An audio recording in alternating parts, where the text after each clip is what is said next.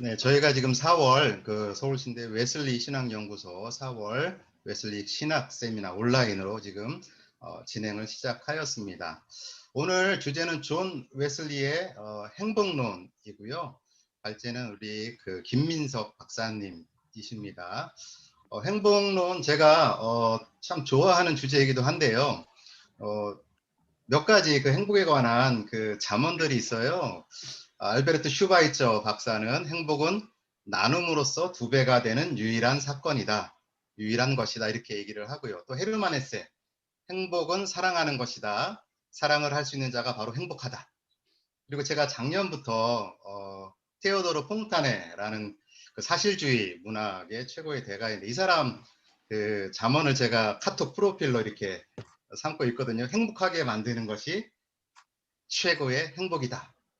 이렇게 행복은 우리 실생활 속에서 굉장히 이제 중요한 역할들을 하는 것 같습니다. 오늘 특별히 웨슬리 보니까 우리 김민석 박사님 사랑에 관하여 웨슬리 선교 중에서 영혼을 만족시키는 웰빙의 상태. 이거 굉장히 인사이트가 있는 그러한 특히 우리의 삶의 방향성을 제시하는 또 그러한 문구인 것 같아요. 오늘 주제 행복, 특히 이제 웨슬리와 관련해서 이러한 좋은 주제를 다루게 되는데 오늘 김민석 박사님, 오늘 장계영 박사님이 잘 아신다고 하니까 간단하게 한번 소개 좀 부탁을 드리겠습니다. 예, 김민석 박사님은 국내 웨슬리 학자들 가운데 가장 최근에 그 학위를 하신 분이십니다. 2018년 5월 달에 미국 게레신학대학원에서 웨슬리 신학으로 박사학위를 받으셨는데 특히 박사학위 논문의 주제가 웨슬리 행복론입니다. 그래서 오늘 그 뭐 논문 전체를 다루는 건 아니지만 논문의 가장 핵심적인 부분을 이렇게 발표를 들을 수 있게 된 것이 참 감사하고요. 특히 그 박사 과정에 계시면서도 교수님이 뭐 출타하거나 아니면 뭐 바쁜 일이 있을 때는 웨슬리 신학을 수업을 가르칠 정도로 그 실력도 탁월하시고 영어도 잘하시고 그다음에 그 귀국한 지 얼마 안 돼서 웨슬리안 실천 교리라는 책을 출판을 하셨는데 웨슬리에 관한 신학의 조직신학적인 전반적인 내용을 아주 압축해서 잘 다루고 있는 책입니다. 지금 교회 사역도 같이 겸하시면서 가장 그 뜨거운 심령 마음과 또 학위를 마친 지 얼마 안 되는 가장 따끈따끈한 그런 신학을 가지고서 오늘 발제를 해주셔서 참 감사하고요. 정말 그 논문을 읽으면서 행복했습니다. 좋은 발제 기대하면서 부탁드립니다. 네.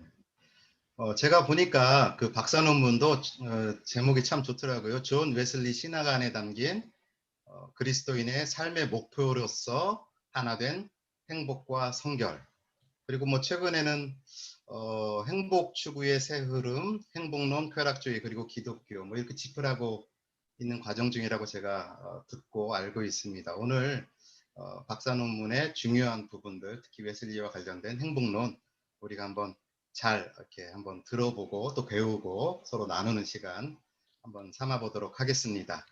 우리 박사님 혹시 부족한 부분 프로필 소개나 자기소개에 빠진 부분이 있으면 간단하게 한 말씀 해주시고 발제 한번 우리가 시작하도록 하겠습니다.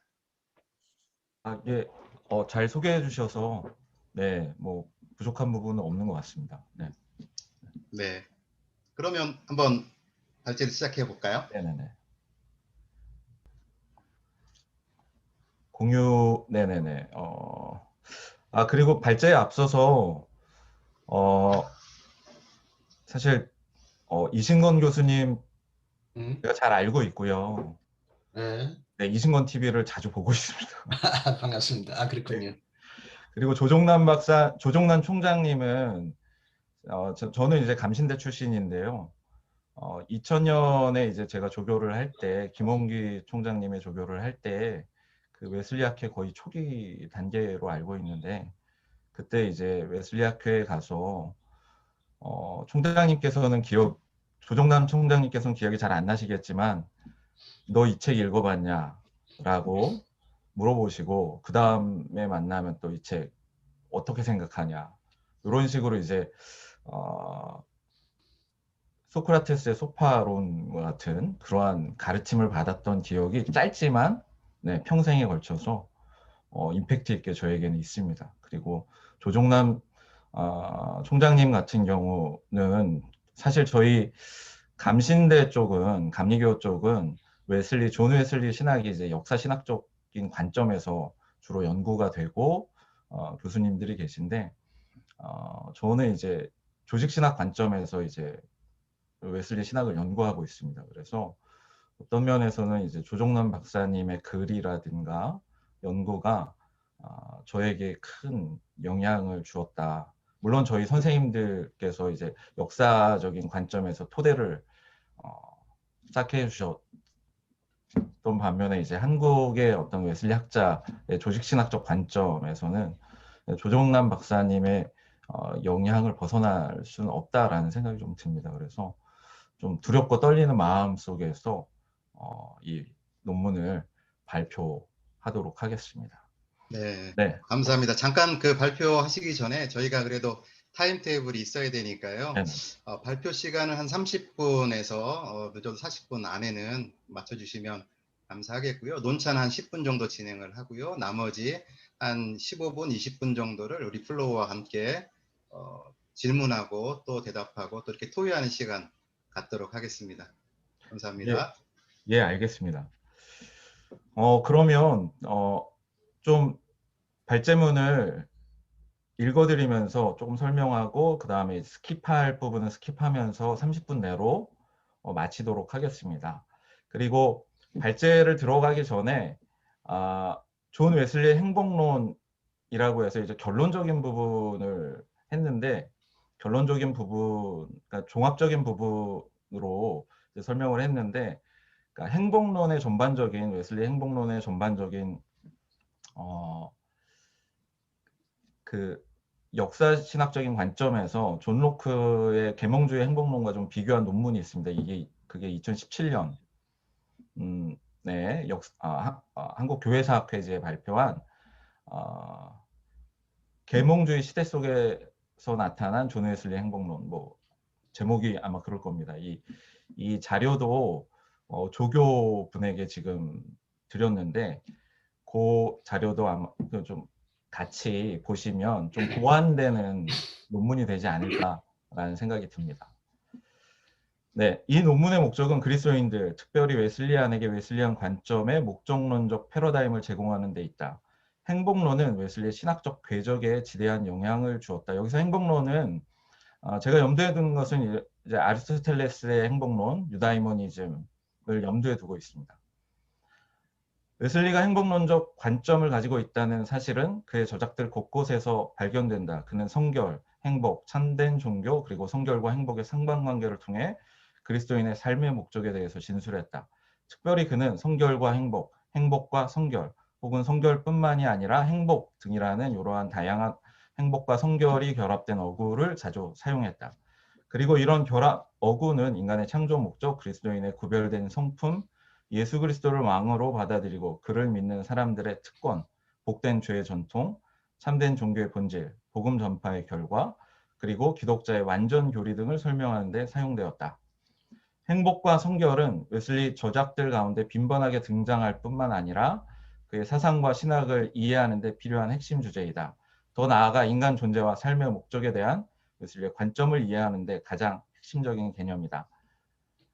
따라서 이 논문에서 성결, 행복, 그리고 성결과 행복의 상관관계를 살펴보므로 웨슬리 신학에 나타난 삶의 목적론적 패러다임을 분석하고 제시할 것이다.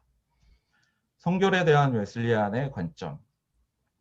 웨슬리는 자신의 저작들 전반에 걸쳐서 성결이라는 용어를 성화 혹은 기독자의 완전의 의미로 사용했다. 이건 학자들마다 어떤 학자는 이제 성화와 등치시키기도 하고요. 어떤 학자는 이제 기독자의 완전과 등치시키기도 합니다. 저는 근데 이제 성결이라는 용어 자체가 엄브렐라 텀이라고 생각을 합니다. 그래서 성화, 기독자의 완전 모두를 포함한다. 심지어는 이제 신생 그 시점부터 시작해서 그렇게 저는 바라보고 있습니다. 성화와 온전 성화에 관한 웨슬리의 교리는 거룩하신 하나님의 실존에 관한 인간 경험에서 기인한 성결의 개념과 직접적으로 관련되어 있다. 웨슬리는 성결에 대한 자신의 이해를 분명하게 설명하기 위해서 그의 저작들 전반에 걸쳐서 마음과 삶의 성결, 내적 그리고 외적 성결, 개인적 성결 혹은 공동체적, 사회적 성결과 같은 다양한 어구들을 활용했다. 마음과 삶의 성결, 내적 그리고 외적 성결. 이 부분은 그 다음 단락을 읽도록 하겠습니다. 웨슬리는 마음의 성결을 영혼의 죄와 모든 불결함으로부터의 자유이며 그리스도의 덕들의 주어짐을 포함하는 영혼의 습관적 경향성이라고 설명한다. 웨슬리의 관점에 의하면 죄의 부재와 사랑의 현존이 마음과 삶의 성결의 가장 중요한 두 가지 원리들이다. 또한 의도의 순수성과 마음과 삶의 순결 역시 중요한 요소들이다. 그리고 신자들에게 주어진 그리스도의 덕들은 은총에 의해 사랑으로 역사하는 믿음을 통한 하나님의 형상의 회복으로부터 나오는 겸손, 믿음, 소망, 그리고 사랑과 같은 덕들을 의미한다. 인간에게 부여된 하나님의 형상의 회복이라는 측면에서 기독자의 완전에 관한 웨슬리의 교리를 살펴본다면 기독자의 완전이란 도덕적 형상의 온전한 회복이며 결과적으로 영적, 도덕적 온전함을 암시한다. 온전한 성화를 경험했을지라도 자연적 형상과 정치적 형상의 손상은 이 땅에서는 완전히 회복되지 않는다. 따라서 이 땅에서는 그 누구도 인간의 내적, 외적 불완전성에 기인한 연약성들과 관련된 죄라고 불리기 부적절한 죄로부터는 자유할 수 없다. 따라서 기독자의 완전히 약함, 이해 느림, 불규칙적 성급함 혹은 상상력의 우둔함과 같은 혈육과 관련된 연약성으로부터의 자유를 의미하는 것은 아니다. 또한 여기엔 쓰지 않았지만 유혹으로부터의 자유도 아닙니다. 따라서 기독자의 완전은 절대적 완전도, 신적 완전도, 천사의 완전도, 타락 이전의 아담의 완전도 아니다. 이 땅에서 경험하는 이 부분은 넘어가도록 하겠습니다. 넘어가서 여기도 이 땅에서 누리는 여기를 하도록 하겠습니다. 예. 이 땅에서 누리는 하나님의 형상의 회복의 기본적 혹은 우선적 목적은 일상의 삶에서 하나님의 거룩한 사랑을 토대로 하는 하나님을 향한 사랑과 이웃을 향한 사랑의 온전한 실현에 있다. 웨슬리는 하나님 사랑과 나중에 나오겠지만 성결에 대한 가장 기본적인 정의를 하나님을 향한 사랑과 하나님을 위해서 온 인류를 사랑하는 것이다 라고 정의 내리고 있습니다. 도덕적 형상의 회복과 은총의 도움이 우리 마음을 불순종에서 하나님 뜻에 대한 순종으로 돌아서는 것을 가능하게 한다. 성화의 은총이 우리에게 능력을 부어주어 우리로 하여금 그리스도의 겸손, 믿음, 소망, 그리고 사랑을 점진적으로 닮아가게 한다. 이런 과정 가운데 하나님의 뜻에 대한 우리의 순종은 우리로 하여금 예수 그리스도의 삶과 사역 속에서 확증된 우리와 하나님 그리고 다른 피조물들과의 온전한 관계를 추구하도록 한다. 이 부분에서 은총에 대한 아주 간략한 개념을 조금 짚고 넘어가는 게 필요할 것 같습니다. 자녀들을 위한 교훈서라는 아주 기초적인 교리 문답서에서 은총에 대한 개념을 정의를 해주는데요. 그 은총이라는 것은 웨슬리 이렇게 개념 정의를 합니다. 아주 간단하게 은총이란 우리로 하여금 하나님을 믿고 사랑하고 섬기는 것을 가능하게 하는 성령의 권능이다 라고 이야기합니다. 이 부분에 있어서 하나님의 우선성, 그 다음에 하나님 사역의 우선성으로 인해서 인간이 함께 할 수 있는, 하나님 사역에 참여할 수 있는 가능성 자체를 이제 성령 은총이라는 개념, 은총이라는 정의에서 이미 웨슬리가 표현하고 있다라고 저는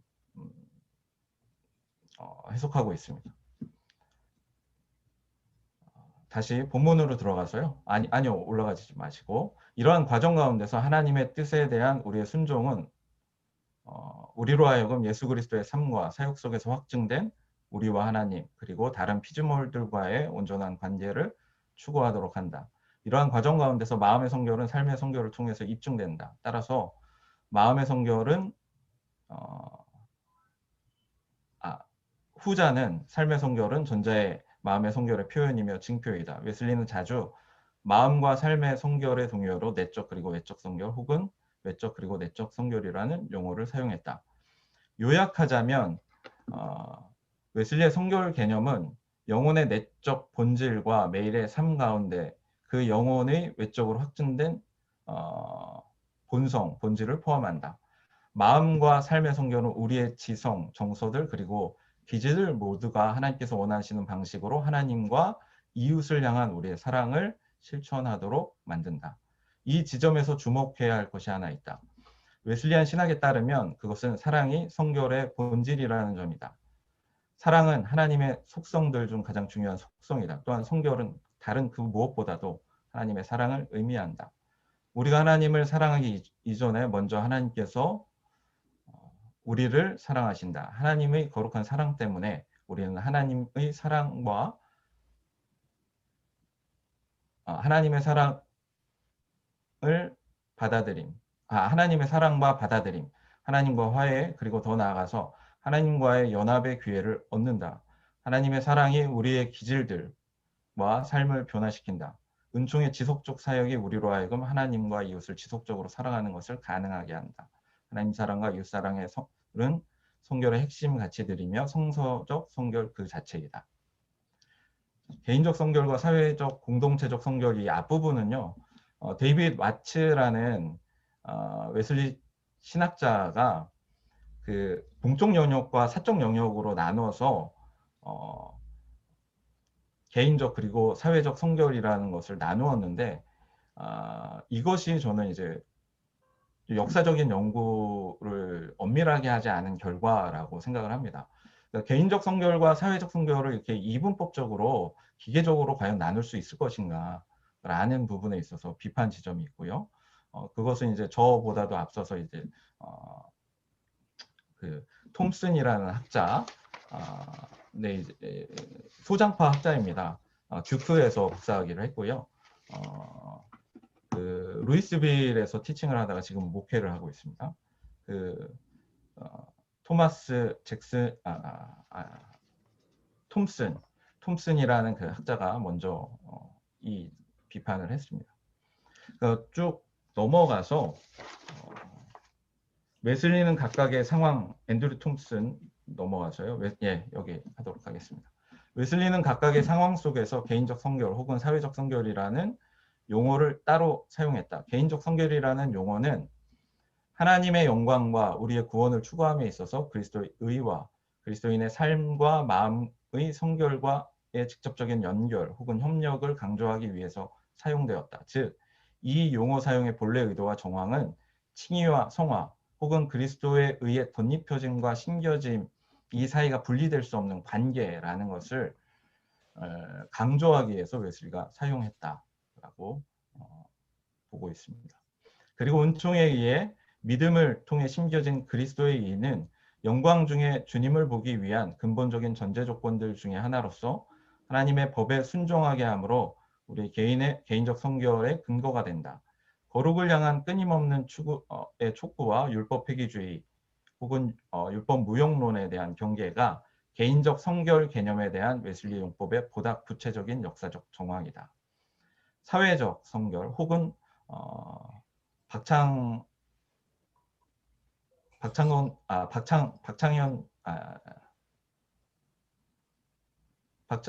교수 맞나요? 박창훈 교수님. 박창훈 교수님. 예, 어제도 통화를 했었는데 죄송합니다. 박창훈 교수님께서 이제 이 부분에 대해서 논문 발표를 하셨더라고요. 예, 제가 학위 논문을 다 쓰고 그 논문을 나중에 발견해서 땅을 치면서 울었던 기억이 있습니다. 시간을 많이 단축할 수 있었을 텐데. 예. 공동체적 성결이라는 워딩을 사용하셨는데 저는 그게 더 적합한 번역이라고 생각합니다. 저도. 사회적 성결, 공동체적 성결이라는 용어는 웨슬리의 전체 저작들 중에서 단 한 번 사용되었다. 찬송과 성시 서문에서 웨슬리는 고독의 종교는 거기에서 발견되지 않, 그러니까 그리스도의 복음에서 발견되지 않으며 거룩한 은둔자들이란 거룩한 음행하는 사람들만큼 복음과 일치하지 않음을 주장한다. 즉 웨슬리는 당시 그가 경계했던 신비주의가 주장하는 고독의 형태로 있는 거룩 혹은 성결의 개념을 받아들이는 것을 거부했다. 웨슬리는 사회적, 공동체적 성결이라는 개념을 두 가지 목적을 위해서 사용했다. 첫 번째는 행복을 향한 성결의 추구에 있어서 신앙 공동체 가운데 믿음의 형제 자매들과 함께하는 신앙생활의 중요성을 강조하기 위해서였다. 두 번째는 신앙 공동체의 도움을 받는 기독자들은 세상으로 나아가 아직 은총에 응답하고 있지 않는 사람들에게 하나님의 사랑을 전하고 나누어야 함을 강조하기 위해서였다. 공동체적 성결이라는 개념에 대한 웨슬리의 용법은 우리로 하여금 개인적 성결에 대한 웨슬리의 개념이 상황화를 특징으로 할 뿐만 아니라 공동체 중심의 개념이라는 것을 알게 해준다. 웨슬리는 신앙 공동체와 함께하는 훈련을 통한 개인적 성결의 성장과 성숙을 강조한다. 따라서 웨슬리 속회와 밴드와 같은 공적 모임들이 신도의 진정한 힘줄이라고 주장한다. 더 나아가 웨슬리는 공적 설교, 밴드 혹은 속회를 약화시키는 것은 메소디스트 운동의 붕괴의 원인이 될 것이라고까지 주장한다. 이 점에서 신앙 공동체와 함께하는 훈련들, 소위 경건의 행위와 자비의 행위의 훈련이 성결과 행복 추구의 1차적인 장치들이 된다.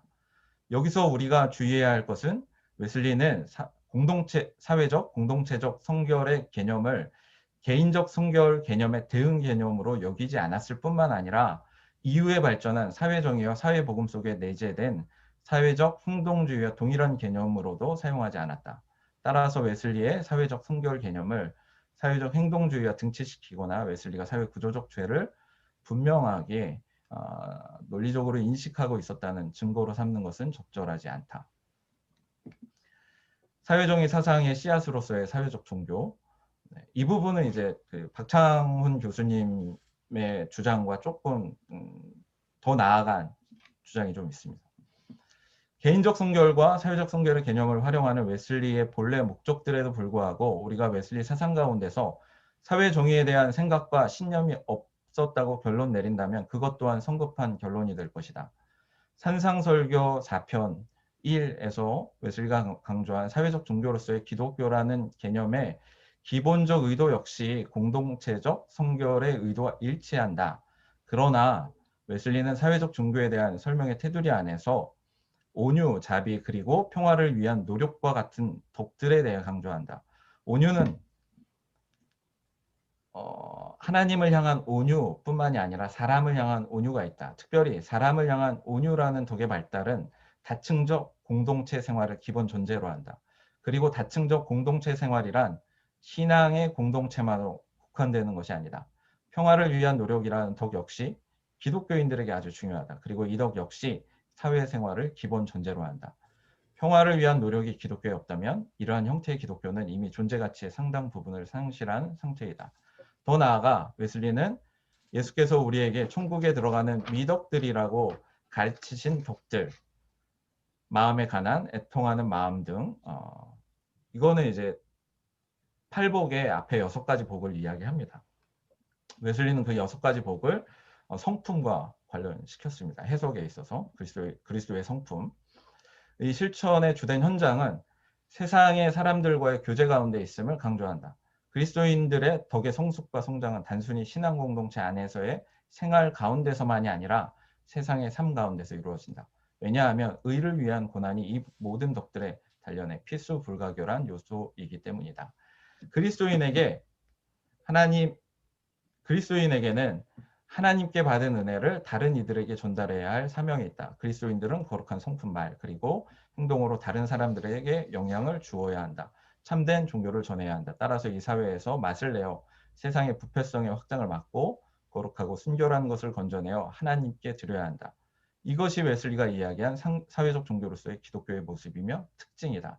사회적 종교 웨슬리의 개념 가운데 사회정의 혹은 사회적 행동주의에 대한 모판과 씨앗이 있었다는 것은 분명하다. 웨슬리와 초기 메소디스트들은 그리스도의 덕을 담는 것을 소망하며 그 덕들의 함량에 힘썼다. 그리고 세상의 소금과 빛이 되라는 예수의 명령을 지켜 행하려고 노력했다.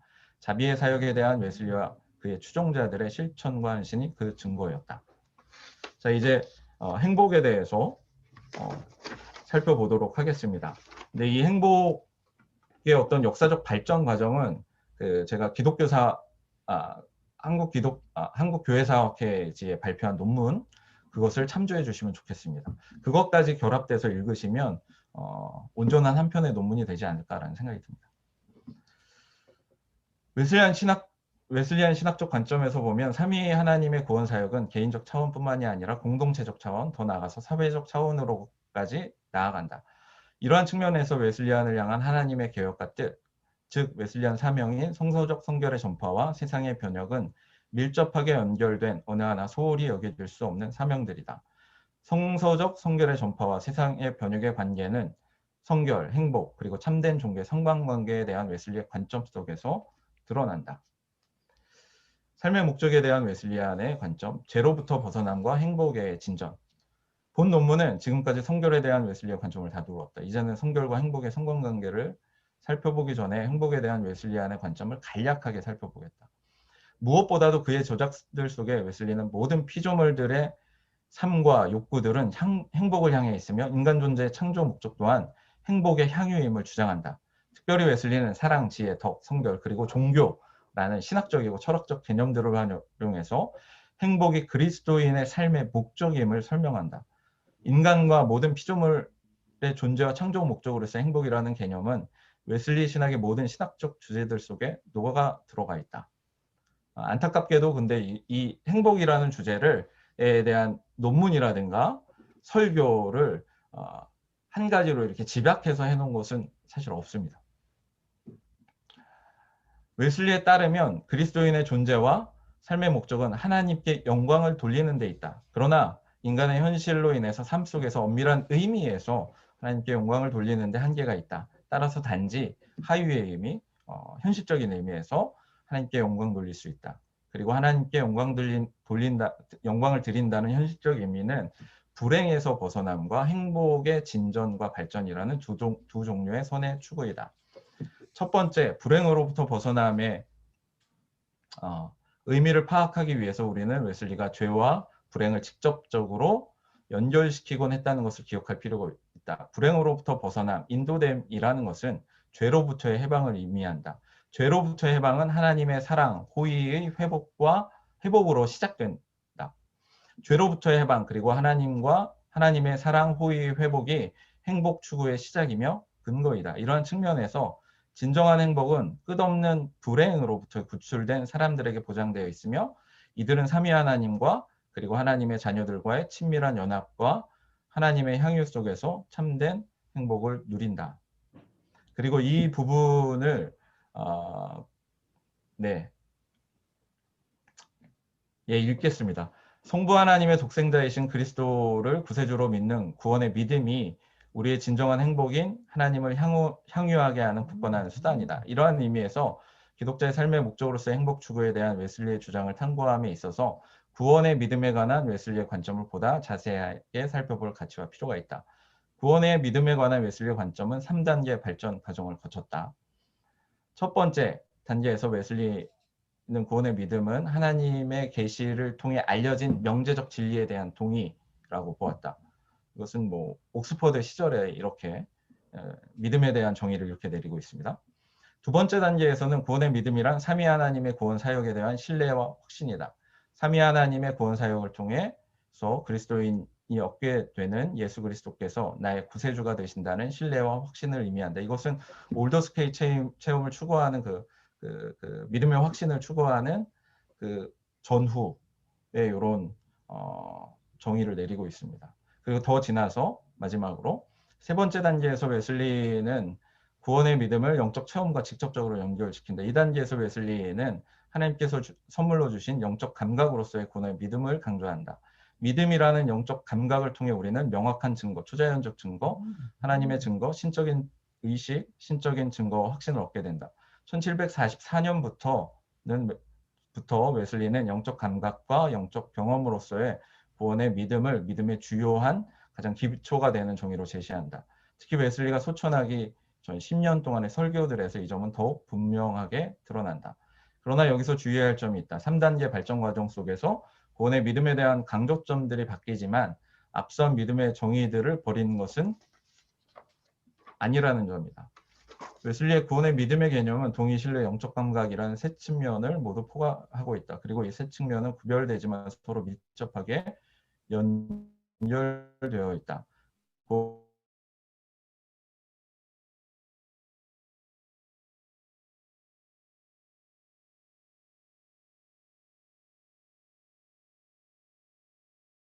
것 같습니다.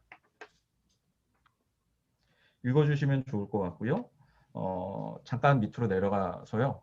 아이고, 예, 밑으로 내려가서 잠깐만요. 잠깐만 조금만 위에 올라가 주셔서요. 네, 웨슬리에게 있어서 요 중간 부분 웨슬리에게 있어서 하나님에 의해 주입된 덕으로서의 믿음은 영적 실제를 인식하게 하는 능력일 뿐만 아니라 그것을 인식하는 우리의 행위 모두를 포함한다. 구원의 믿음의 원천과 정량된 목적은 바로 그리스도이다. 은총에 의해 구원의 믿음을 통해 그리스도의 의가 우리에게 덧입혀진다. 그와 동시에 하나님께서는 또한 의로 덧입혀진 모든 사람들에게 그리스도의 의를 심으신다. 그 결과 칭의를 받은 하나님의 자녀는 그리스도의 영에 의해서 의롭게 되고 의롭게 되고 새롭게 된다. 따라서 그리스도인은 의와 참 거룩함으로 새롭게 거듭나게 된다. 그리스도의 의의 덧입혀짐과 심겨짐을 통해서 그리고 하나님의 지속적인 은총에 의해서 우리는 그리스도를 통해 우리에게 알려진 하나님의 거룩함, 공의, 자비, 그리고 진리의 참여자가 될 수 있다. 두 번째, 행복의 진전. 행복의 진전은 성령의 지속적 사역, 영적 감각으로서의 계속되는 믿음, 회복된 하나님의 형상, 그리고 거룩한 정서들과 거룩한 기질들의 복합적인 작용을 통해서 가능하다. 행복의 진전은 근데 간단하게 얘기하면 하나님과의 관계가 깊어진다라는 걸 의미하는 겁니다. 네. 그러니까 불행으로부터 벗어나는 것은 죄로부터 벗어나 하나님과의 관계의 시작이고 그 관계, 하나님과의 관계, 깊은 관계, 더욱더 깊은 관계 속으로 들어가는 것, 그 행복의 진전입니다. 웨슬리는 이 생의 삶 가운데 기독자의 삶의 궁극적인 목적으로서 실제적이며 견고하고 본질적인 행복을 성취하기 위한 기독자의 삶의 여정의 점진적인 과정의 차원을 묘사하고 설명하기 위해서 은총 속에서의 성장, 은총으로부터 은총으로, 사랑의 정도, 그리고 행복의 정도의 개념들을 사용한다. 웨슬리는 구원의 여정 가운데서 경험하는 하나님 사역의 우선성과 인간의 참여와 응답의 변증법적 본질뿐만이 아니라 기독자의 도덕적 삶 가운데 여기는 조금 제가 사실은 영적 도덕적 삶이라고 해야 될 것 같습니다. 영적인 이게 빠져 있습니다. 기독자의 영적 도덕적 삶 가운데서 발생하는 상호 교환성을 강조한다. 하나님께서는 우리가 하나님의 사랑을 알기 전에 이미 먼저 우리를 사랑하신다. 하나님의 거룩한 사랑 때문에 하나님께서는 우리에게 하나님의 독생자를 주셨다. 그리고 하나님께서 선물로 주신 영적 감각으로서의 믿음이 우리로 하여금 하나님의 사랑을 깨닫게 한다. 또한 하나님의 지속적인 은총 가운데서 사랑으로 역사하는 믿음은 하나님을 향한 사랑으로 인도한다. 그리고 하나님을 향한 우리의 사랑은 우리로 하여금 하나님이 원하시는 것을 하게 한다. 이웃을 향한 사랑, 온 인류를 향한 사랑, 그리고 하나님의 모든 피조물들을 향한 사랑은 하나님을 향한 우리의 사랑의 당연한 열매가 된다. 이러한 이유로 자녀들을 위한 교훈서에서 웨슬리는 성결이란 다름이 아니라 하나님을 사랑하고 하나님을 위해서 온 인류를 사랑하는 것을 의미한다고 주장한다. 그리고 하나님을 향한 사랑과 하나님의 모든 피조물들을 향한 사랑 속에서 우리는 이 땅에서 실제적이고 견고하며 본질적인 행복을 누리게 된다. 성결과 행복의 상관관계. 근데 웨슬리는 그 행복과 성결의 상관관계를 이야기하는데 제 논문 제목에 나와 있는 하나가 되는 성결과 행복, 이게 사실은 중의적인 의미입니다. 하나가 되는 성결과 행복으로 해석될 수도 있지만 참된 종교 안에서의 성결과 행복도 해석이 가능합니다.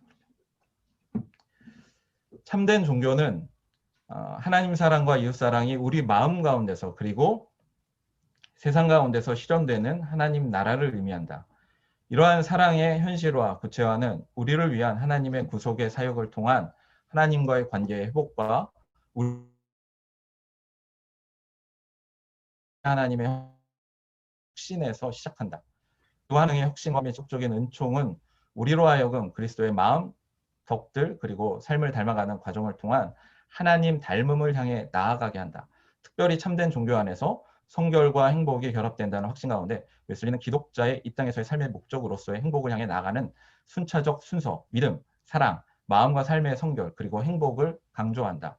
여기에서 좀 하나 더 소개해드리고 싶은 것은 무엇이냐면 예배에 대한 정의를 웨슬리가 얘기할 때 가장 하나님께서 기뻐 받으시는 예배는 우리의 하나님 닮음이다 라고 이야기합니다.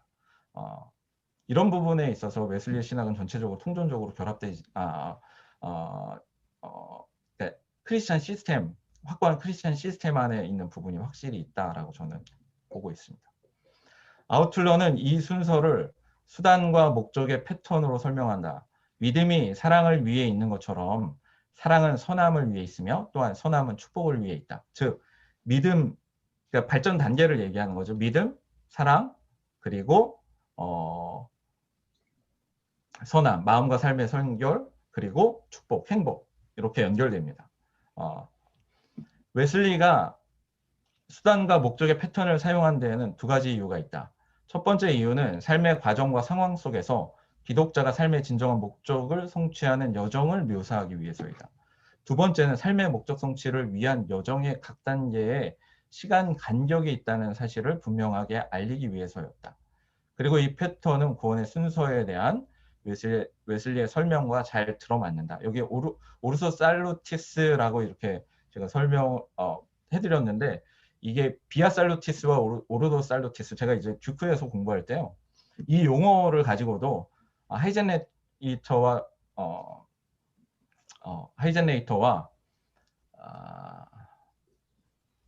랜디 매덕스가 이거 갖고 이제 악교를 펼칩니다.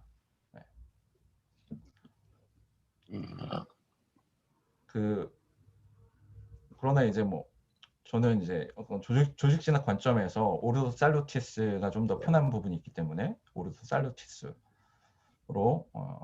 소개를 해드렸고요. 웨슬리의 신학은 성결, 행복 그리고 참된 종교가 서로 밀접하게 연결되어 있고 더 나아가서는 분리될 수 없는 관계가 있음을 강조한다. 웨슬리에게 있어서 이 땅에서의 성결, 행복 그리고 참된 종교 모두는 하나님 사랑과 이웃 사랑을 의미한다. 이 세 가지 개념들에 대한 웨슬리의 정의와 설명은 하나님의 거룩한 사랑 가운데서 맺어지고 향유되는 우리와 하나님, 우리 자신 그리고 하나님의 사랑하는 모든 피조물들과의 사랑의 관계를 향해 있다. 웨슬리의 사상 속에서 성결과 함께하는 행복은 하나님께서 인간에 주신 존재 이유와 삶의 목적이다. 그리고 그것은 삼위 하나님과 우리의 교제 가운데서 성취되어진다. 그리고 그 교제 가운데서 우리의 모든 정서, 기질, 생각, 말 그리고 행동은 우리 존재의 근원일 뿐만 아니라 우리의 행복과 성결의 근원이신 하나님을 향하게 된다. 또한 우리의 소망이 바르게 순서지어지는 사랑, 즉 하나님을 사랑하고 우리 자신을 사랑하고 그리고 모든 피조물들에 대한 사랑 가운데서 충족된다. 신자의 참되고 굳건하며 실질적인 행복은 하나님에게 있다.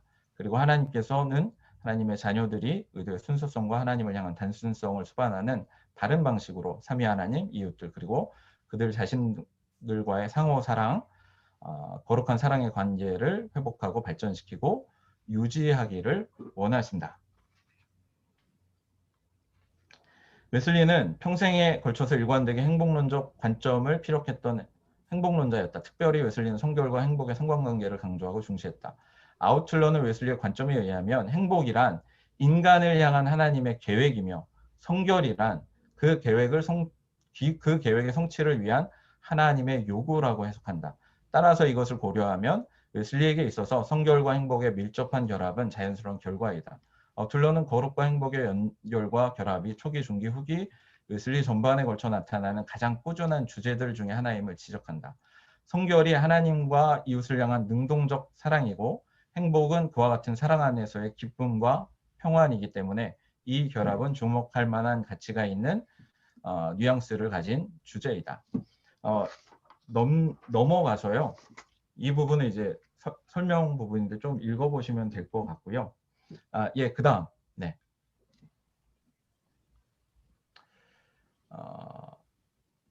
웨슬리는 그의 동시대인들에게 왜 신생이 행복 추구에 있어서 중요한지를 설명하기 위해서 로크의 척도였던 불편한 슬픔 그리고 기쁨과 같은 어떤 이모션, 감정과 결부된 그런 개념들을 사용한다. 그러나 여기서 우리가 주의해야 할 부분이 있다. 행복 혹은 행복한에 대한 현대적 용법은 우리로 하여금 웨슬리의 의도를 오해하도록 만들기 쉽다. 따라서 웨슬리가 사용한 행복이란 용어 속에 내포된 의미들의 특별한 주의를 기울일 필요가 있다. 이거 조금 내려가서요. 예. 아니요. 조금만 더 위에요. 네.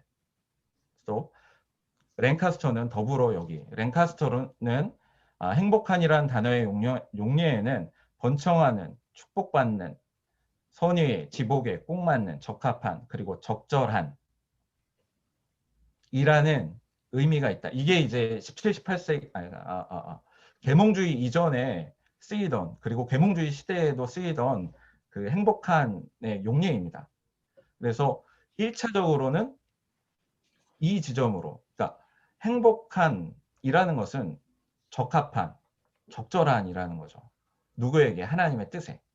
이게 행복이다라고 이야기하고요.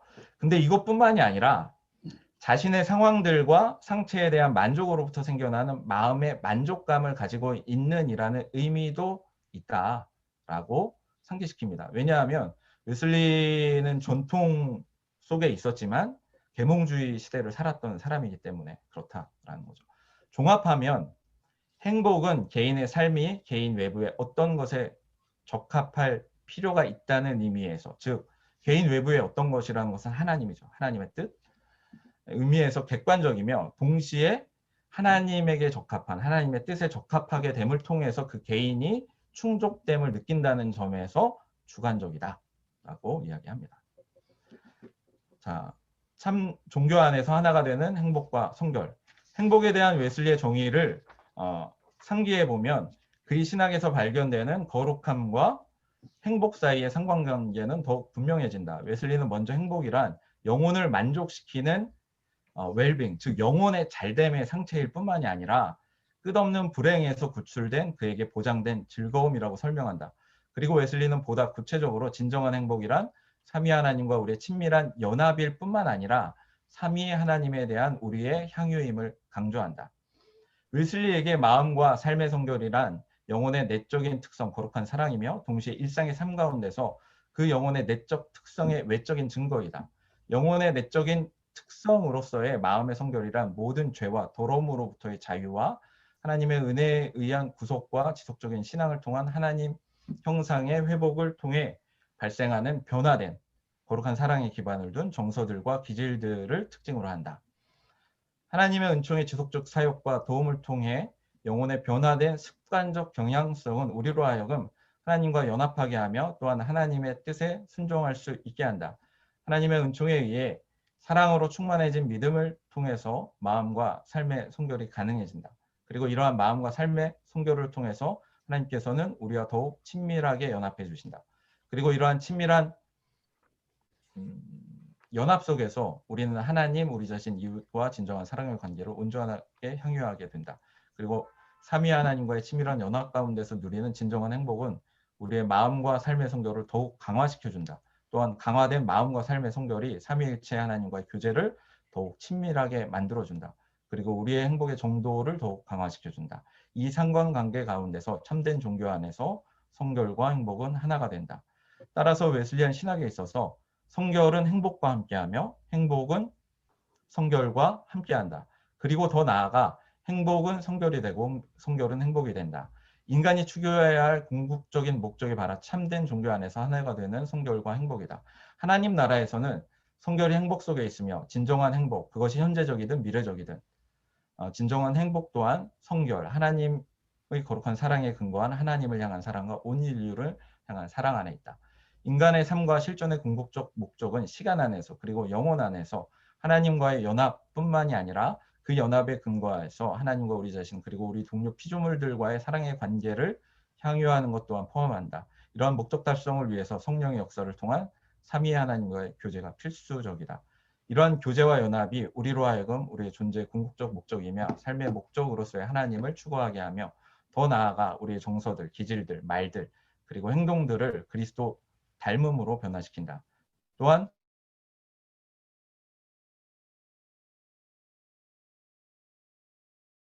하게 한다. 네, 나가는 말은 사실 정리한 것이기 때문에 읽어보시면 될 것 같습니다. 지금까지 존 웨슬리 행복론을 발표해 드렸습니다.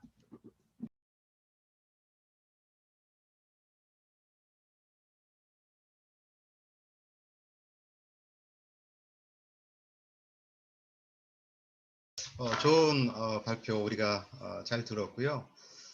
결국은 이제 참된 믿음은 우리를 사랑으로 안내하게 하고, 사랑은 우리의 마음의 그리고 삶의 성결로 나아가게 하고, 또 마음과 삶의 성결은 결국은 우리가 하나님 안에서 누리는 진정한 행복을 우리가 향유하도록 만든다. 이러한 좋은 논문 발표해 주셔서 고맙습니다.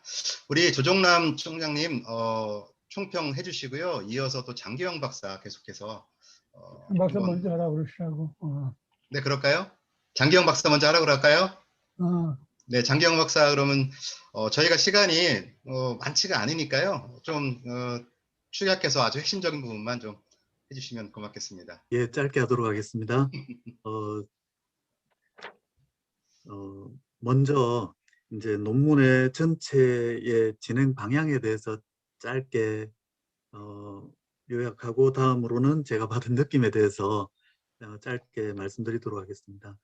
첫 번째, 그 본문 첫 번째 단락에 보면 우선 웨슬리 성결 개념을 다루면서 마음과 삶의 성결, 또 그것을 이루는 방법으로서의 신앙 공동체 안에서의 성결 추구, 그리고 온유, 자비, 평화에 대한 노력, 그 다음에 의로 인한 핍박, 이런 부분들을 다루면서 그리스도인의 덕은 신앙 공동체의 범위를 넘어서서, 그러니까 다층적 공동체, 그러니까 세상 속에서도 성숙할 수 있고 그래야만 또 받은 은혜를 나눌 수 있다, 이런 부분을 다루는데, 여기 보면 행복의 비결이 되는 바른 관계와 또 그 비결이 되는 그리스도인의 덕의 요소를 이 부분에서 잘 다루고 있는 것 같습니다. 그래야 또 행복으로 나갈 수 있는 그런 전제가 되기 때문에, 그 다음 큰 단락에서는 성결과 결합된 행복이라는 주제를 다루면서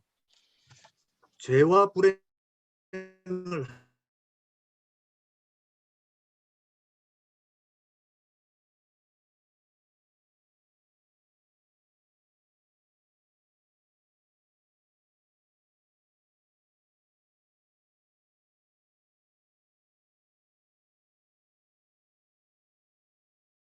하는 것이 불행에서 벗어나는 비결이다. 그리고 거기서 멈춰서는 안 되고 더 나아가서 하나님의 은혜 안에서 성장해서 거룩한 정서와 기질을 함양하고 사랑 안에서 성숙하는 것이 행복에서 진전하는 비결이다. 이것을 설명하고 있습니다. 그리고 이 과정에서 믿음, 사랑, 마음과 삶의 성결, 행복이라는 이런 순서가 이루어지는데, 이 순서를 보면 이전의 것은 이후의 것을 향한 수단이 되고, 이후의 것은 이전의 것의 목적이 되는 수단과 목적의 관계로 연결되기 때문에 이 모든 것들은 결코 분리될 수 없이 연결되어 있다. 달리 말하면 믿음에서 시작되는 죄의 구원이 사랑과 성결에서의 성숙을 통해 행복으로 긴밀하게 연결되는 것이 참된 기독교 신앙이고 하나님 나라의 모습이다. 이것을 설명하고 있습니다. 그러면서 이제 하나님께서 창조하신 존재의 구조, 하나님의 목적에 맞는 그 삶을 살아가는 이런 객관적인 하나님의 뜻에 부합하는 것이 그 결과로서는 우리에게 주관적인 만족감으로도 연결된다. 이런 객관성과 주관성이 하나로 통합된 그런 성결과 행복이 하나님이 우리를 향해 가지신 본래의 계획인데, 그 행복을 이루는 수단이 바로 성결이라면 그것을 방해하는 요소가 거룩하지 못한 기질들, 죄들, 이것을 잘 설명하고 있습니다. 전반적으로 김민석 박사님의 존 웨슬리 행복론을 읽으면서 상당히 이지적인 이런 논문이지만 어떻게 보면 존 웨슬리를 모시고 말씀 사경회를 듣는 듯한 그런 기분을 받게 되었습니다. 느낌을 받게 되었습니다. 성결과 행복이라는 주제로 하는 짧은 글 속에서 웨슬리 신학의 핵심적 가르침을 전체를 다 녹여내고 있고, 또 그 내용은 성경이 인간의 구원과 행복을 위해 가르치는 그 정수가 잘 녹아 있는 것 같습니다. 또 한편으로 신학은 학문의 여왕이라는 말이 떠올랐습니다.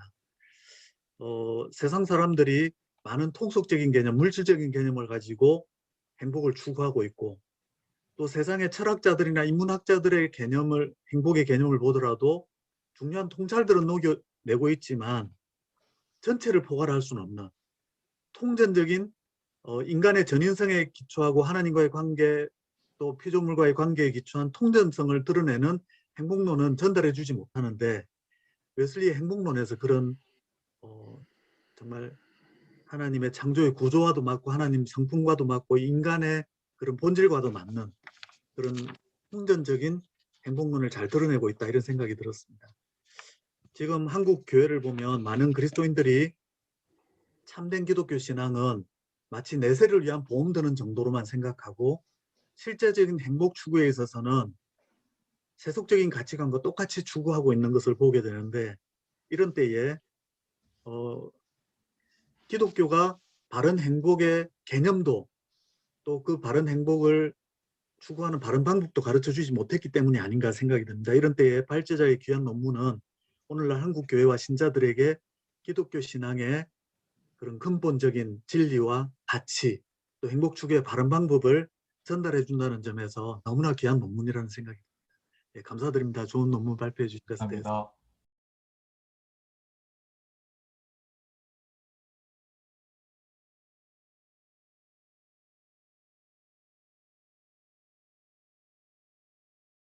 네, 고맙습니다. 우리 장기영 박사님. 우리 총장님 한 말씀 해주시지요. 그래요. 웨슬리 입장에서의 그 성결과 행복을 잘 설명한 거 고맙습니다. 제 질문은 그래요. 웨슬리는 당연하죠, 결국은요. 제일 고통스러운 게 뭐냐? 죄다. 그러니까 네가 죄에서 벗어나는 것이 행복의 출발이고, 벗어난 사람이 하나님과 더불어 사람으로서, 성결함으로써 행복도 진전되는 얘기는 당연한 얘기죠, 결국은요. 근데 나는 웨슬리에게 질문하고 싶은 얘기라고 그러군요. 그러나 이 행복은 그가 말한 대로 뭐 슬픔과 괴로움과 이 모든 세상적인 생활을 조금 무시할 수는 없잖아요, 결국은요. 그런데 이런 내적인 주관적인 행복이 있지만은 감옥에 있고 핍박을 받고 가정이 파괴되는데, 그래도 그가 가장 행복하다고 얘기할 수 있겠냐, 그 얘기야. 그래서 참 행복이라는 말 개념이 뭐냐는 얘기거든요. 신앙적인 면에서, 정신적인 면에서 100% 맞춰 결국은요. 그냥 우리 생활에서는 일상생활과 연결된 데서도 행복 말을 안 할 수가 없잖아요, 결국은요. 그러니까 그 시대 이 얘기가 얼만큼 그 당시에 소중히 있었겠냐, 그 얘기야. 오늘날도 그렇잖아요, 결국은요. 당신이 예수 믿으면 행복해, 맞지? 그냥 동시에 불행하잖아요, 결국은요. 행복과 불행이 동시에 있잖아요, 결국은요. 내가 예수를 믿기 때문에 고통을 당하고 감옥에 들어가고, 그래도 행복하죠. 그냥 동시에 불행한 거죠, 결국은요. 난 이런 면에서 하나의 그 의문을 갖는 게 있군요. 예수 믿으면 행복하다 그럴 적에 얼만큼 세상이 나쁘하냐, 그 얘기야. 네, 크리스천은 네, 김민석 우리 박사님. 왜? 네네. 축복받기 때문에 세상적으로 볼 적은 불행하고 영적으로 볼 적에 주관적으로는 행복하고, 그 둘이 있지. 이 짝을 네. 무시하고 행복하게 말할 수 있지 않겠냐. 그런 의문이 생기네, 그렇군요. 네, 우리 조정남 총장님의 아주 쉬우면서도 현실적인, 사실은 이제 논문이 추구하는 바가 결국은 진정한 행복을, 하나님 앞에서 누리는 진정한 행복을 우리가 현실에서 우리가 누려야 된다라는 것인데, 사실은 현실은 그렇지 않다라는 것이죠. 많은 고난들이 있고 악이 있고, 그럴 때도 과연 우리가 이러한 방식으로 행복을 누릴 수 있는가? 아주 굉장히 날카로운 질문인 것 같습니다. 박사님. 네, 우선 아니 그 제가 네. 연결해서 하나 질문하면 같이 네네. 한번 대답해 보실래요? 조 박사님 말씀하신 내용은 조금 이따가 다시 언급하고 하나 질문은 웨슬리가 성경을 굉장히 한 권의 사람이 되길 원했고 사실 기독교 신학의 가장 큰 규범이 성경인데 성경 어떤 본문을 주로 근거로 했나 그냥 성결이 얘기하다가 성결의 결과로서 행복이 연결된다고 하면 조금 2차적이다. 산상설교를 웨슬리도 강의했는데 거기 뭐 보겠다 할 때 이게 이제 저도 그걸 행복하다라고 생각해 보지만 아까 보니까 블레싱이 해피니스와 무관하지 않다. 뭐 이런 말씀을 하셔서 성서 본문의 주요 본문은 산상설교 8복인가 아니면 또 다른 본문을 좀 웨슬리가 찾았거나 못 찾았으면 우리 웨슬리안들이 찾아서 정말 행복이 인생의 궁극적 목적이고 솔직히 말하면 하늘나라의 최종적인 상태라고 보아야 하겠죠. 성서적 근거가 좀 약한 부분은 보완해야 된다. 또 하나는 방금 조 박사님 말씀하신 대로 행복이 최종적인 목적이지만 현실적으로는 두 가지 문제가 생겨요. 불행하단 말입니다. 내면의 행복도 중요하죠. 북한은 뭐 우리끼리는 행복합니다. 우리끼리 뭐 고난의 행군해도 우리는 행복해요 할 수는 있어요. 그러나 외적인 상태가 아주 어려울 경우에도 계속 행복하다는 것은 자기 최면일 수가 있고 또 남이 슬픈 것을 느끼면 슬퍼해야 되는데 내가 행복하다고 행복에 빠져버리면 남의 불행을 못 보는 그런 또 이기적인 사람이 돼요. 행복함 속에서도 불행함, 남의 불행, 나의 불행에 대한 또 고통, 그것에 대한 절절함도 동시에 있어줘야 하지 행복만 하다면 그게 과연 가능한가? 또 하나는 성결과 행복을 연결하는데 성결 연결하면 당연히 하나님의 사랑, 성령이 충만하면 자비로운 사람, 너그러운 사람, 행복한 사람이 된다고는 보지만 또 여전히 인간은 이 세상에서 살기 때문에 죄와의 갈등, 죄책감의 갈등을 느끼는데 내가 죄책감을 이 갈등을 또 완전히 벗어난 행복을 얼마나 누릴 수 있을까? 자기 죄책과의 씨름, 남의 불행과 나의 외적인 불행과의 씨름 속에서 행복을 누린다는 것이 참 쉽지 않은 얘기인데 너무 낙관적으로 뭐 웨슬리는 흔히 은총의 낙관주의라고 하고 저도 근본적으로 낙관주의자여야 한다고 봅니다. 고통 중에도 즐거워하라. 네. 절망이 고통이 더 클수록 영광도 크다. 바울도 그런 얘기를 많이 했지만 조금 감상주의적이거나 너무 내면 주관주의적인 경험주의에 입각하면서 사회구조와 또 고통당하는 사람, 나의 그 죄 속에서 씨름하는 나의 모습을 오히려 가려버리는 어떤 체면 효과가 있을 수 있다는 그 단점을 저도 한번 느껴봤어요. 같이 한번 대답해 보세요. 네네. 우선 기본적으로 행복 개념에 대해서 좀 설정을 해봐야 될 것 같은데요. 뭐 조정남 박사님, 조정남 총장님 혹은 또 이신건 교수님 두 분 다 이제 그 현대적인 의미에서의 행복 개념으로 이제 접근을 하셨잖아요. 그런데 사실 이 현대적인 행복 개념의 접근이라는 것은 어떤 이모션과 연결되어진 행복 개념 혹은 뭐 웨슬리도 사실은 뭐 영혼을 만족시키는 영혼의 잘됨의 상태 이렇게 만족 혹은 이모션 이런 측면을 얘기를 하긴 합니다. 그런데 이러한 그 행복 개념은 사실 역사가 짧거든요.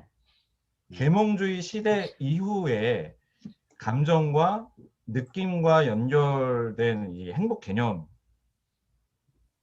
얘기했고 그 이전에는 감정과 연결시키는 부분이 좀 약했습니다. 그래서 어떻게 보면 행복이라는 것은 삶의 목적으로 얘기를 하고 또 이제 뭐 그래서 그 측면을 조금 고려를 해봐야 될 것 같고요. 다만 이제 웨슬리는 두 가지 다 고려를 했는데 제가 이제 유다이모니스트라고 이야기한 것은 행복이라는 개념을 어떤 목적론적으로 본 것이 기본적이지 않을까라는 제 이게 논리의 출발점입니다. 제 신학적 그 아규먼트의 출발점이 그렇고요. 그리고 그 성서적 그 근거에 대해서 이제 이신건 교수님께서 말씀해 주셨는데 그 이신건 교수님께서 말씀해 주신 그 웨슬리의 행복론의 그 성서적 근거는 사실 팔복이 맞습니다. 그러니까 마카로이라는 그러니까 히라보가 블레스드잖아요. 일본 뜻이. 네. 그러나 웨슬리는 신약성서 주에 보시면 해피라고 바꿨습니다. 음. 그리고 비교적 일찍 바꿨어요. 뭐 두 번째 판본부터 아마 바꾼 것 같아요. 그러니까 블레스라고 쓴 판본이 초기 판본 외에는 해피로 바꿨습니다. 그리고 산상수훈 설교에서도 블레스드라고 하지만 옆에 뜻에 해피라고 해놨고요. 사실은 현대어가 갖고 있는 행복이라는 그 용어를 계몽주의 이전 시대 혹은 히랍 철학에 완전 등치되는 개념이 없습니다. 그렇기 때문에 이제 웨슬리를 유다이모니스트다라고 주장한 부분은 어떤 목적론적을 기본으로 전제로 깔고 있고, 그런 측면에서 이제 두 분 총장님과 교수님께서 지적하신 부분에 있어서 그 현실에서 사실 그러면 이 이모션과 관련된 또 내 현실의 상황 속에서 느끼는 내가 불행하다라고 느낄 수 있잖아요. 그 개념에서는 궁극적으로는 불행이 아니지만, 불행의 상태가 아니지만 구원받은 자로서, 그럼 그 부분을 어떻게 이야기할 거냐라고 했을 때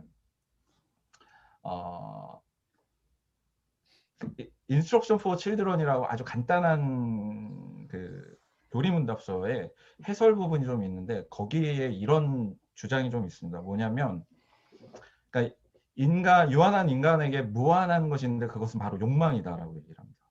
그러니까 그 18세기 계몽주의 시대 이후에 행복을 어떻게 추구할 것인가, 욕망의 추구거든요, 사실은. 그 이유는 그거를 이러한 그 논리 개념으로 좀 설명을 하는데요. 인간의 욕망은 무한하다. 그래서 인간이 이 욕망을 만족시킴으로 행복감이 되는 거죠. 행복감을 느끼기 위해서 유한한 무언가를 통해서 이 자신의 욕망을 만족시키려고 추구하면 결국엔 더 큰 불행감이 온다라고 얘기를 합니다. 그러면 과연 인간의 무한한 욕망을 무엇이 만족시킬 수 있는 것인가? 바로 무한한 존재만이 만족시킬 수 있다. 왜냐하면 인간의 욕망은 무한하기 때문에. 결국은 궁극적인 행복은 하나님 안에 있을 수밖에 없다라는 논리구조로 얘기를 합니다. 그러니까 단순하게 행복감이라는 것을 했을 때는 순간순간 느끼는 불행한 감정이 있죠. 예. 그러나 그 어떤 피조물도, 그리고 유한한 어떤 존재도 결국에는 궁극적으로 이 불행감으로 우리를 인도한다라고 이야기를 하고 있습니다. 네. 네, 좋습니다. 네. 그러니까 결국은 뭐 그런 감정적인 측면, 쾌락주의적 관점이 아니라 삶의 목적으로서의 그러한 행복을 우리가 좀 봐야 되지 않는가, 뭐 이러한 대답이신 것 같아요. 플로어에 한 두 분 정도만 한꺼번에 우리가 질문을 좀 받고, 그리고 그것에 대해서 또 우리 김민석 박사님께서 또 한번 해설과 또 설명을 좀 해주시고, 이렇게 우리가 정리하는 방향으로 나갔으면 좋겠습니다. 혹시 플로어에 질문 있으시면 지금 질문해 주시길 바랍니다. 저는 캐나다에 있는 그 허천혜입니다. 제가 그 웨슬리의 이제 생애와 신학을 쓰고, 또 그 안에서 지금까지 고민했던 것 중에 이제 하나는, 제일 중요한 거는 웨슬리의 의도가 뭐냐. 그러니까 웨슬리 신학에서 이제 웨슬리가 했던 것을 잘 모르고, 혹은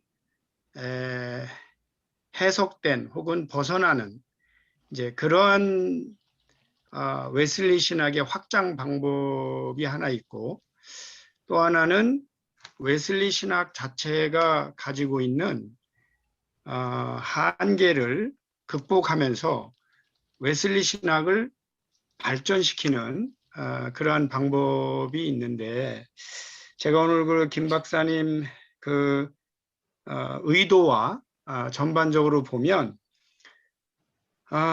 웨슬리, 아까 그 유다이모니스트 콘텐트적인 그런 이제 목적론적 퍼스펙티브로 웨슬리 신학을 확장시킨 것은 굉장히 필요하고, 또 우리가 앞으로도 그게 신학적으로 계속 발전하면서 웨슬리 신학이 발전하는 거는 맞는데, 결과적으로 웨슬리의 행복에 대한 개념, 웨슬리 신학을 잘 드러냈는가 하는 것은 오히려 후자적인 퍼스펙티브로 웨슬리의 신학을 해석하게 되는 이제 그런 접근인 것 같습니다. 그러나 이제 논문이라든지 발전적 차원에서는 충분히 그 굉장한 기여를 하고 여러 가지 좋은데, 과연 그 웨슬리의 뜻을 잘 대변했느냐 하는 데에는 제 자신이 조금 이제 퀘스천을 갖는데,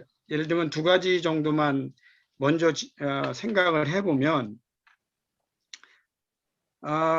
웨슬리 신학에서 행복의 개념이 꾸준히 끝까지 등장하는 것은 맞는데, 아무래도 얼더스케이트 체험 이후에 주로 이제 많이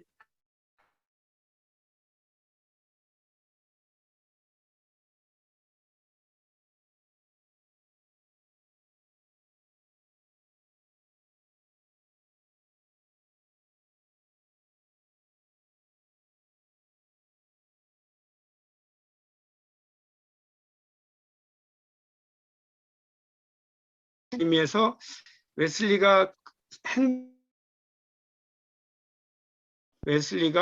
행복론에 대한 논문이라든지 글을 쓴 게 없다는 것도 사실이죠. 그런 면에서 웨슬리의 결국은 행복론이 뭐냐 이거를 드러내는 데는 조금 더 웨슬리의 행복론에 대한 정립이 더 필요할 것 같다는 또 제 자신의 생각을 하게 됩니다. 그 배경 안에는 사실 그 웨슬리가 행복을 이야기할 때 그 모라비안적 영향이 굉장히 강하거든요. 그러니까 이제 모라비안적인 영향이 강할 때 모라비안들에게 나타나는 두 가지 결정적인 웨슬리가 본 문제 중에 하나가, 모라비안들이 반사회적인데 웨슬리는 그거 가지고는 행복이 이루어질 수 없다. 그런 부분에 하나가 굉장히 강했고, 또 하나가 모라비안들이 굉장히 신비주의적이거든요. 그런 면에서도 역시 그 죄의 본성이 죄의 문제가 해결되기 전에 마치 해결된 듯 하면서 어떤 신비적인 현상에 빠지는 것을 굉장히 경계했다는 차원에서 볼 때, 웨슬리의 행복론은 아까 우리 조 박사님 말씀하신 것처럼 결국은 이 죄의 세력으로부터 해방받았을 때 느끼는 감정, 그래서 행복론과 조이와 해피니스와 이 죄로부터의 죄의 세력으로부터 해방, 이 부분이 굉장히 밀접하게 관계됐다. 그런 면에서, 그리고 그 배경 안에는 반모라비안적인 반발, 그런 부분이 좀 있는데, 그런 어떤 그 웨슬리의 행복론에 대한 정립에 있어서 조금 더 역사적으로 리서치가 돼주는 게 좋지 않겠는가 하는 생각을 갖게 됩니다. 네. 제가 보기엔 그래요. 저는 웨슬리의 행복을 잘 보셨어요, 결국은요. 그 할아버지는 구원론적 입장에서 죄와 구원 문제로 성경하는 게 당연한 거지. 그러니까 내가 말하는 것은 이것을 주관적으로 취하면 행복을 사실인데, 일반적으로 행복이라고 그랬지 말이 통하겠냐고 얘기야. 웨슬리는 행복한 삶이었어요. 동시에 감정적으로 불행한 삶이었다고 그랬잖아. 그래서 우리가 예수 믿으면 행복하다는 말이 하나 주제로 삼는 것은 참 조심스럽지 않겠냐, 그 얘기에 대한 거죠. 웨슬리 똑똑히 반 거라고요. 이렇게 영적으로 마신 게 양반도. 그러나 인간적으로 불행했잖아요, 결국은요. 근데 그거 행복했다 할 수 있냐, 그 얘기야. 그래서 예수 믿으면 행복하다는 말을 주제로 삼는 것은 조심스럽다, 그 얘기잖아요. 네, 조심스러운 의견이었습니다. 죄의 세력으로부터 해방이 들어가야 되지 않는가, 그리고 웨슬리의 그 행복을 이야기한 근거 자료의 취약성들을 좀 보강해야 되지 않는가. 물론 이 부분들은 그 논문 앞부분에 충분히 좀 언급을 하신 것 같아요. 그죠? 혹시 말씀 좀 네네. 해주시죠. 그 지금 뭐 허천혜 박사님께서 말씀하신 부분, 물론 제 논문은 역사신학 논문은 아닙니다.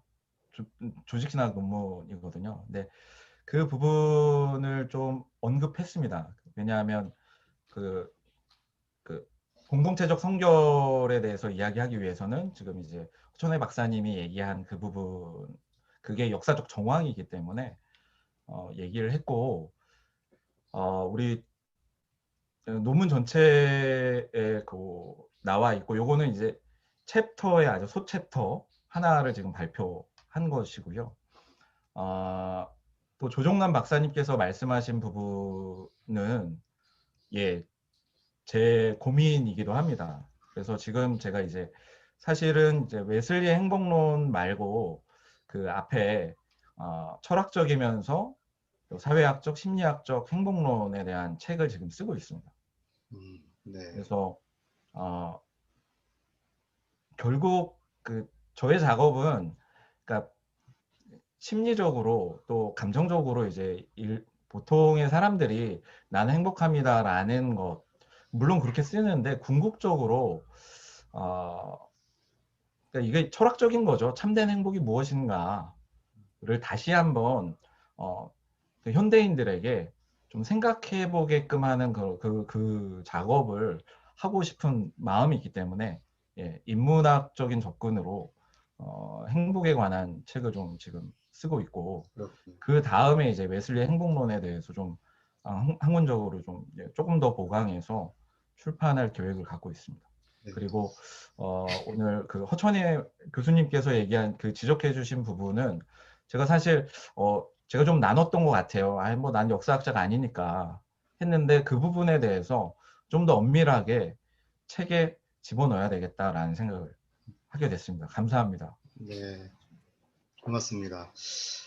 제 생각에는 아무래도 이제 웨슬리안 관점의 목적론적 패러다임이라는 말이 갖고 있는 오해인 것 같고요. 또 행복론은 웨슬리의 신학적 쾌적에 지대한 영향을 주었다라는 이 문장들이 충분하게 우리가 소화하고 토론되지 못했기 때문에 이러한 질문들이 좀 나오는 것 같아요. 그래서 제가 이제 간단하게 좀 한두 가지 좀 질문을 좀 하자면, 사회자로서 근데 쾌락주의적 관점에 대해서 분명히 뭐 충분히 언급은 안 됐지만 뭐 존 로크나 홉스나 그죠? 그런 것들에 대한 분명한 비판점들을 놓고 요즘에 다시 주목받고 있는 아리스토텔레스적 어떤 행복론을 아마 들여온 것 같아요. 그렇다면 여기서 결국은 이제 아리스토텔레스적인 목적론적 행복론이 무엇인지에 대해서 간단하게 한번 우리에게 좀 소개를 해주시면 그런 오해들이 좀 풀릴 것 같고요. 저의 질문은 그렇지만 결국 웨슬리가 지금 얘기하고 있던 그 행복에 대한 개념은 결국은 지금 현실의 우리의 사회에서 그리고 내 자리에서 진정한 행복을 향유하는 어쩌면 실존적이고 현실 중심적, 뭐 더 나아가서는 이제 실용적 행복론이 아닌가, 이러한 부분들 한번 저는 질문하고 싶습니다. 네, 우리 박영범 교수님의 질문은 저기에 다 써놨습니다. 어디에 써놨냐면 2017년에 발표한 삶의 목적으로서의 행복, 계몽주의 시대 속에서의 존 웨슬리, 이 그렇군요. 부분에 네. 예, 설명을 해놨고, 그리고 이제 제 논문에도 써놨습니다. 써놨는데 간단하게 이제 아리스토텔레스의 유다이모니즘에 대해서 설명을 하자면, 그러니까 아리스토텔레스는 이제 항상성을 가지고, 항상성이라는 꾸준함이죠. 환경에 영향을 받지 않고, 영향을 받더라도 이 플럭추에이션이 크지 않는 그 항상성을 가지고, 그러니까 아리스토텔레스는 그러니까 이제 인간은 인간으로서의 기능과 목적이 있다라고 주장을 합니다. 그러니까 환경의 영향을 최대한 적게 받고 인간이 인간답게 기능하고 활동하는 것 안에 행복이 있다. 그러면 그것을 이제 덕의 삶이라고 표현을 했고요. 그리고 이 덕의 삶이라는 것은 덕이 이성주의입니다. 어떤 측면에서 보면. 그러니까 영혼의 합리적인 활동들을 가능하게 하는, 덕이 영혼의 합리적인 활동들을 가능하게 해서 인간이 인간답게 기능하고 살게 하는 것, 사는 것 안에 진정한 행복이 있다. 그럼 이것을 어떻게 가능하게 하느냐라고 했을 때 두 가지를 얘기합니다. 폴리스 공동체 내에서의 어떤 정치적인 활동, 그리고 또 그러니까 공익적인 활동인 거죠. 그리고 철학적인 활동인 명상이 진정한 행복을 향하게 하는 그 도구 혹은 뭐 길, 이렇게 이야기를 합니다. 간단하게 막 유다이모니즘의 관점을 설명해 드리면 이렇게 되고요. 그 다음에 이제 그 아리스토텔레스, 저는 에피큐로스가 이제 근대 쾌락주의와는 또 다르다라고 봅니다. 그러면 네. 근대 쾌락주의는 이제 그 감각적인 만족을 이야기하잖아요. 감각적인 만족, 감각적 만족. 그런데 에피큐로스는 고통과 고뇌 최소화가 행복이라고 얘기하거든요. 이게 같은 것 같지만 결이 다르거든요. 그런 측면에서 저는 이제 에피큐로스를 조금 다르게 해석을 합니다. 근데 근대 쾌락주의에서 이제 감각적인, 그래서 웨슬리도 짧게 지나가는 어떤 감각적인 만족이 아니라 계속적인, 그리고 사실은 영원한 그 영혼을 만족시키는 영혼의 잘됨의 상태, 웰빙의 상태다라고 이야기한 건데, 이런 측면에서 이제 그 근대 쾌락주의적 관점의 폐해를 알고 있었기 때문에 그 당시의 계몽주의 시대 사람들이 갖고 있는 보통의 행복 개념을 갖고 있는 사람들에게 이렇게 설명을 한 것이 아닌가라고 저는 생각을 합니다.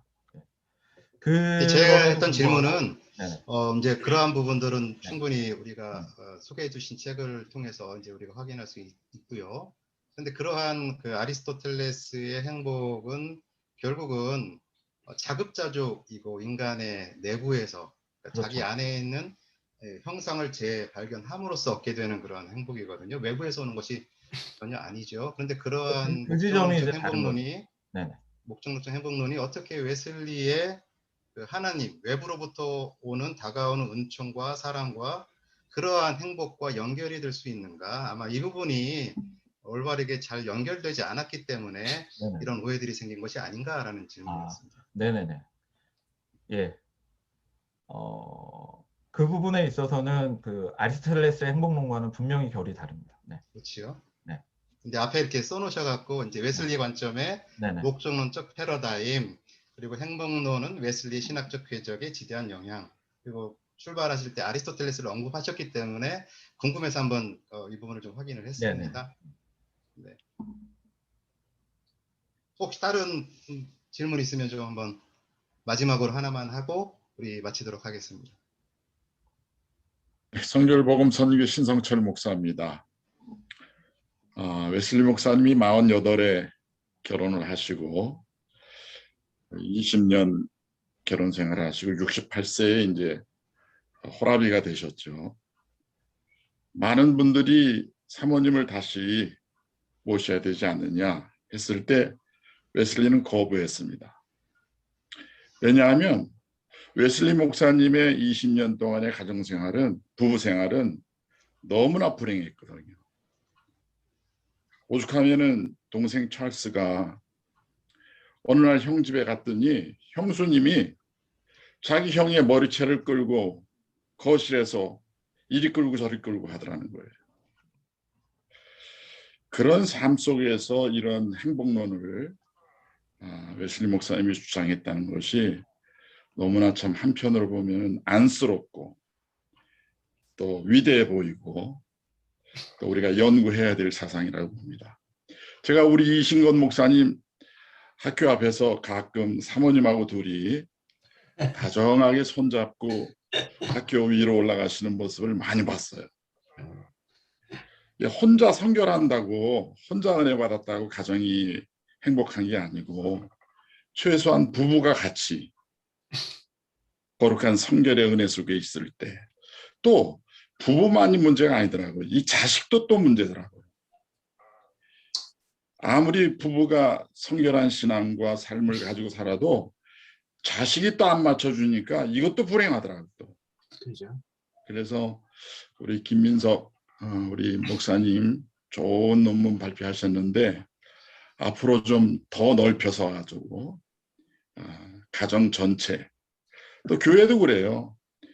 목사님 다 성결의 은혜 속에서 덕스럽고 잘 살아도 장로님 한 분이 그냥 막 나오니까 그것도 안 되더라고요. 그래서 그런 데 대한 실천적인 좋은 연구도 좀 하시면 좋겠다 이렇게 생각합니다. 오늘 수고 많이 하셨습니다. 네, 감사합니다. 아니 저 얘기를 해주셔가지고 민망했는데 고맙고요.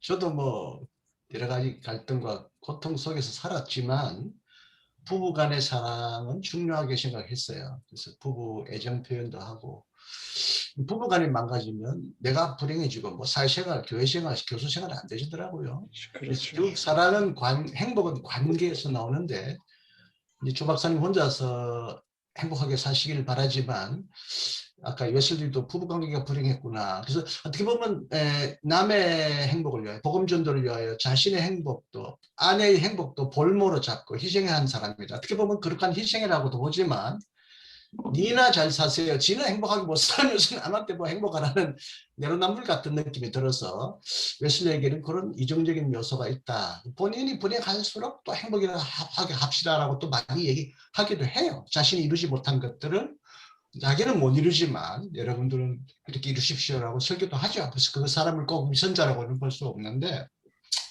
말한 김에 웨슬리가 이제 가정은 불행했음에도 불구하고 행복한 것을 추구했고 공동체 행복을 추구했던 것만은 사실이어서 웨슬리 신학 안에 그 행복의 요소를 좀 풍부히 드러내서 좀 개발했으면 좋겠어. 오늘 현대인들은 정말 행복에 목말라가 있고요.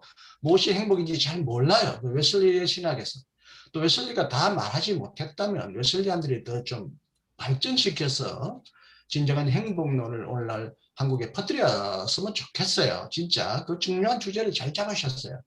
근데 이제 기왕이면 웨슬리가 이제 혼자서 행복하다가 아니라 사회적인 불행을 보고 노예 해방이나 가난한 자를 위한 여러 가지 사회적인 행동을 했다는 걸 보고 정말 저는 웨슬리가 훌륭한 분이었다. 그래서 명예혁명이 일어났고 프랑스와 같은 유혈혁명이 일어나지 않았다고 해석을 하지만 제가 조금 궁금한 거는 영국인이 부강해가지고 또 사회복지가 잘 돼서 행복한 건 좋은데 영국이 왜 해외에 얼마나 많은 그 식민 침탈 노예해서 얼마나 많이 죽였어요.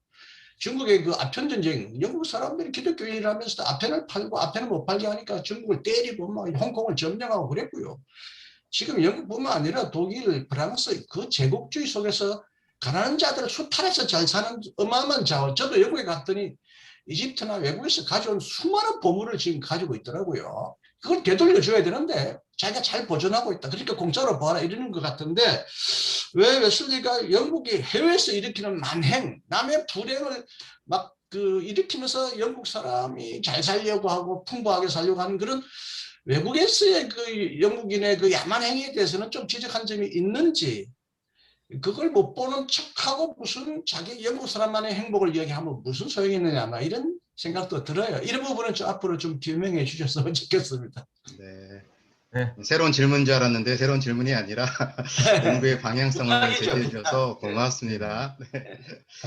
저희가 이제 시간이 거의 다 될 것 저도 같습니다. 한마디만 하면 될까요? 네, 저 학자분들만 말씀하신 것 같아서 네네. 목회자 입장에서 좀 저기 이제 궁금한 것도 있기도 하고요. 사실 이제 목회 현장 속에서 느끼는 이제 감정들을 좀 얘기를 좀 했으면 좋겠어서요. 제가 그 작년에 김진두 박사님이 쓴 웨슬리의 행복론이라는 책을 읽었어요. 아, 그래도 쓰셨네. 네. 근데 그 책은 이제 뭐 신학적인 책은 아니고 뭐 저널이나 설교집들에서 금원들 모은 책이더라고요. 근데 그 책에서 보면서 이제 웨슬리 목사님이 이제 정말로 원하는 행복은 하나님 안에서 행복이고 또 그 행복의 방법으로 하나님이 창조하신 인간과 그 창조주와의 연합이고요. 그리고 그 결론은 이제 하나님 사랑, 이웃 사랑 이렇게 기결이 되더라고요. 그리고 그 행복의 방법으로서 그 순수한 마음으로 오정을 나누는 사람이 많을수록 행복한 사람이다. 이런 말씀도 하신 것 같더라고요. 그래서 행복을 확실하게 하는 방법이 서로 환대하고 든든하게 손을 잡아주고, 네, 그런 것을 이제 보면서 사실 제가 올해 교회 목표가 행복하게 삽시다예요. 하나님 안에서 행복합시다. 그래서 그 책을 읽고 좀 웨슬리 목사님의 행복과 또 성경에 나오는 행복을 좀 성도들하고 나누려고 이렇게 잡았는데, 지금 4월인데 이제 행복에 관해서 설교를 좀 하다 보니까 좀 어려워지는 것이 뭐냐면은, 이제 제가 40대 중후반이 됐거든요. 근데 지금 선배 목사님들이나 사모님들 얘기를 들으면은 아프신 분들이 많아요. 그래서 이제 50대 넘어가고 60대 가보다 보니까 아프신 분들도 많고 돌아가시는 분들도 가끔 생기고, 근데 얘기를 들어보면은 교회에서 스트레스를 많이 받아서 그런다, 이런 얘기들 되게 많이 듣거든요.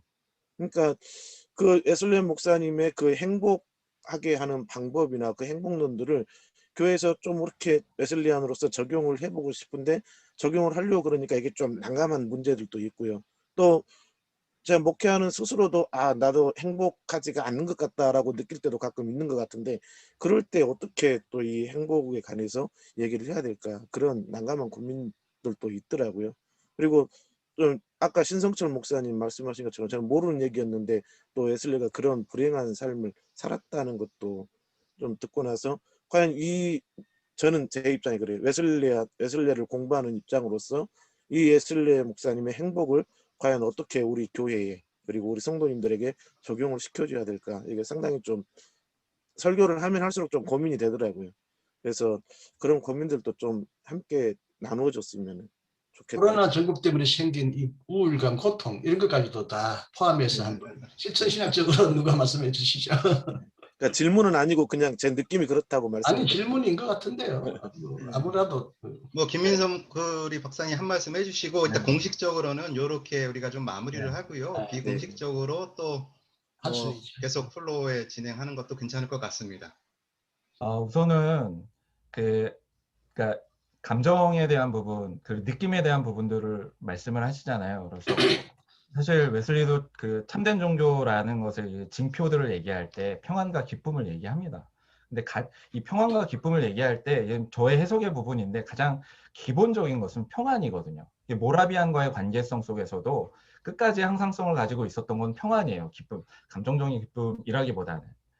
그래서 이제 그러니까 삶의 목적으로서의 행복 추구의 어떤 감정적인 부분에서 지향이 먼저 잡아야 될 것은 평안이라는 거죠.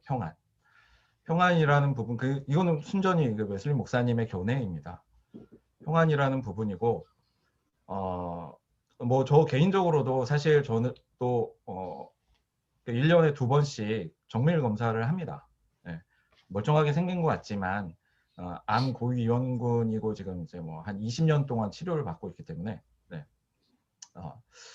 그런 부분에 있어서 저 개인적으로는 어떤 감정의 어떤 기쁨이나 만족감이라기보다는 평안이라는 부분이 좀 저에게는 좀 웨슬리 목사님이 행복과 연결시켰을 때 행복의 결과인 거죠. 그러니까 감정적으로 느끼는 그 평안이라는 부분이 저에게는 조금 더 개인적으로는 좀 크게 다가오더라고요. 네, 그런 부분에 있어서 좀 만약에 이제 감정적인 기쁨이라든가 어떤 감정적인 만족감이라든가 이런 부분이 더 중요하다라고 본다면 그 웨슬리 목사님의 어떤 신학이나 관점에서 조금 그 부분은 이제 뒤로 가 있는 건 사실이 아닐까라는 생각이 듭니다. 네, 감사합니다. 4월 웨슬리 신학 세미나 온라인 줌 우리 모임을 오늘 했습니다. 주제 우리 존 웨슬리의 행복론, 김민성 박사님 훌륭하게 아주 유익한 발제를 해주셨고요. 많이 배웠습니다. 논찬 조정남 우리 명예총장님, 장기영 박사님 또 논찬해 주셔서 고맙습니다. 여러분 5월 달에는 웨슬리 설교 연구 모임 5월 6일에 11시에 있습니다. 또 여러분들 신자 안에 있는 죄 또 한번 읽어보시면 더 많은 웨슬리에 관한 우리의 통찰력 배움 이런 것들이 있을 것 같습니다. 제가 오늘 일단 마지막 마무리 인사를 이렇게 드리고요. 공식적으로는 마치면 좋겠는데 어떻게 생각하십니까? 네, 그렇게 하면 좋을 것 같습니다.